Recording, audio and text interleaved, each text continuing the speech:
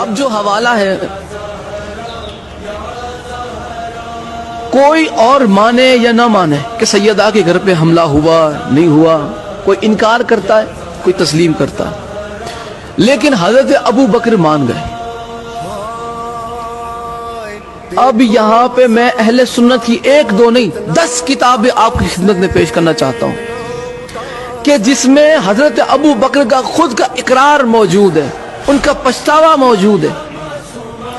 وہ کہتے کاش میں نے اپنی زندگی میں یہ 3 کام نہ کیے ہوتے، کاش میں نے اپنی زندگی میں یہ 3 کام نہ کیے ہوتے، جن میں ایک کام یہ ہے کہ کاش میں نے فاطمہ زہرا کا دروازہ نہ توڑا ہوتا۔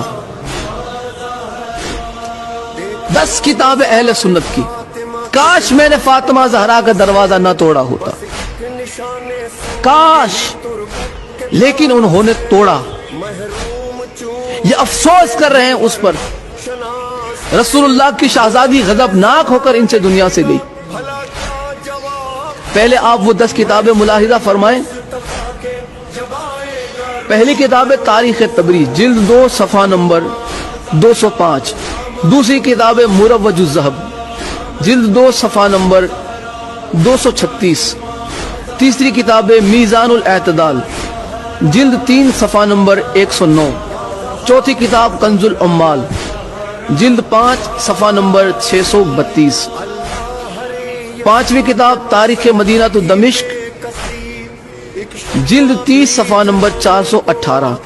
چھٹی کتاب معجم الکبیر، جلد 1 صفحہ نمبر 62۔ ساتویں کتاب تاریخ اسلام امام ذہبی کی، جلد 3 صفحہ نمبر 118۔ آٹھویں کتاب عقد الفرید، جلد 5 صفحہ نمبر 21۔ نویں کتاب الامامت والسیاست، صفحہ نمبر 31۔ اور 10ویں کتاب احادیث المختارہ، جلد 1 صفحہ نمبر 89۔ 10 کتابیں اہل سنت کی کہ جس میں یہ بات نقل کی گئی کہ حضرت ابو بکر نے آخری وقت میں یہ پچھتاوا اظہار کیا کہ کاش میں یہ کام نہ کرتا۔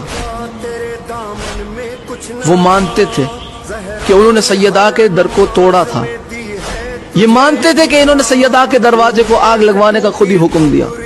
یہاں پہ خود حضرت ابو بکر کا جرم ان کی زبان سے قبول ہوتا نظر آ رہا کہ یہی تھے۔ اور میں اہل سنت کی کتاب الامامت والسیاست کے حوالے سے بتا چکا، اس کتاب کی توثیق بھی آپ کی خدمت میں پیش کر چکا کہ الامامت والسیاست اہل سنت کی معتبر ترین کتابوں میں سے ایک ہے۔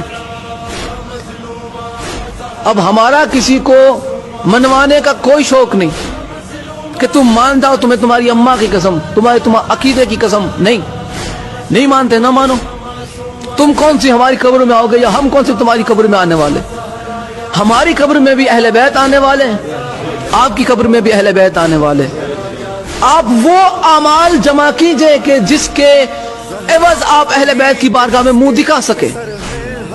ہم وہ کر رہے ہیں کہ جس کی وجہ سے ہم اہل بیت کی بارگاہ میں منہ دکھا پائیں۔ اہل بیت کا حق جھٹلا کے تم بارگاہ رسول خدا میں کھڑے رہ پاؤ گے؟ کس منہ سے کھڑے رہو گے رسول اللہ کی بارگاہ میں؟ کیا منہ دکھاؤ گے؟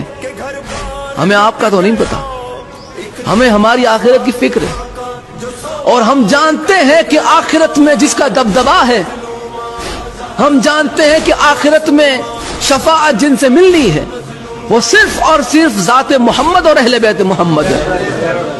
صحابہ کو بھی اگر نجات چاہیے تو آل محمد کے در پہ ہاتھ پھیلانا پڑے گا، امتی کو بھی نجات چاہیے تو اہل بیت کے در پہ ہاتھ پھیلانا پڑے گا۔